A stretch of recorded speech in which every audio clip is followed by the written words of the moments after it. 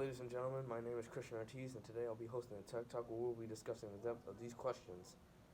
Is Frankenstein truly a monster? What makes the creature a monster rather than a human being? And at what point do us humans, like monsters, cross the line?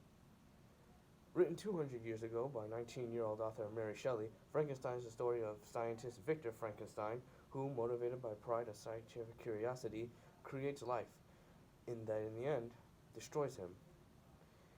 He does this so that he can unlock the secrets of life and death and learn how to renew life. And he made this creature out of corpse body parts instead of Legos, like a normal person. And so, you see, the creature only becomes a monster because it was made to be that way. Therefore, if the creator is responsible for the creatures that they bring to life, then doesn't that mean that they're just as monsters as they are? You see, in any relationship between the creator and his or her creation, the creation process is very important. In Chapter 5 of the novel Frankenstein, the relationship between the creator and the created changes from hate to disgust to pity to a little bit of compassion to disgust to fear to revenge and then finally to destruction. Mary Shelley has used language and imagery to great effect to portray the high emotions both Frankenstein and his monster feel throughout the novel.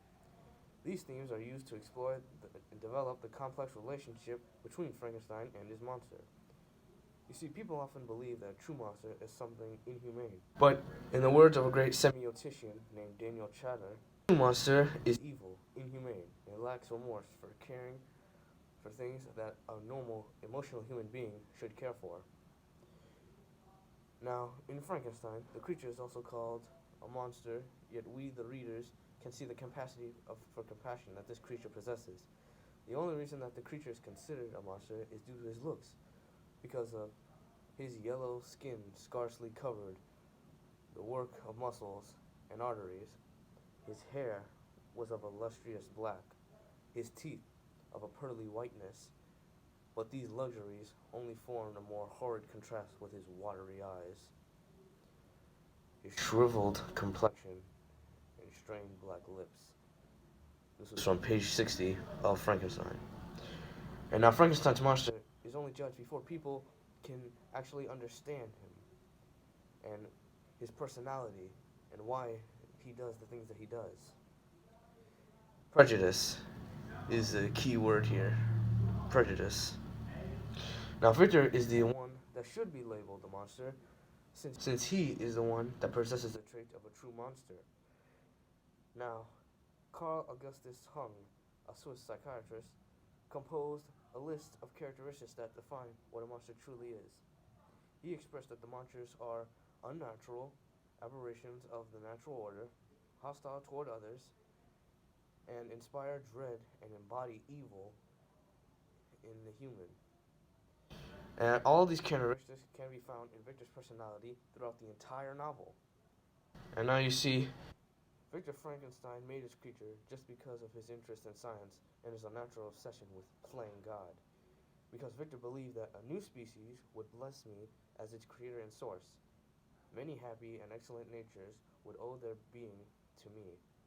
I might, in this process of time, renew life where death had apparently devoted the body to corruption. Page 52 of Frankenstein. Now, Victor does not take into account the consequences of his actions. Victor rejects his creation the moment he lays eyes on it.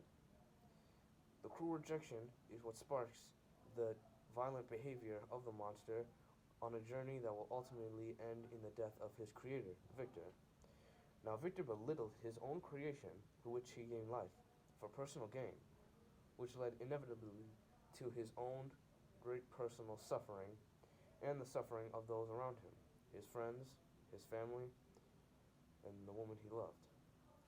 And although the monster is responsible for these violent acts and others throughout the entire story, Victor is the one who sparked this. He is the one who created the monster. He made him to be too ugly to be loved by society.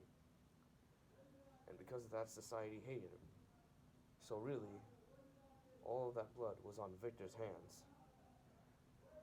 Now, the rejection that Frankenstein feels throughout the entire story, not just by Victor, but by the entire village that which Frankenstein was in, is what causes his violent behavior to increase and grow. His hate and anger burn in his stomach as people are disgusted by his appearance. And so we have proven that humans are just as ugly as monsters, and sometimes the monsters that they claim to be evil or inhumane aren't really. They've only judged them based on prejudice by their appearance, and sometimes even their actions can prove that they are truly monsters. This has been a TED Talk with me, Christian Ortiz. Thank you.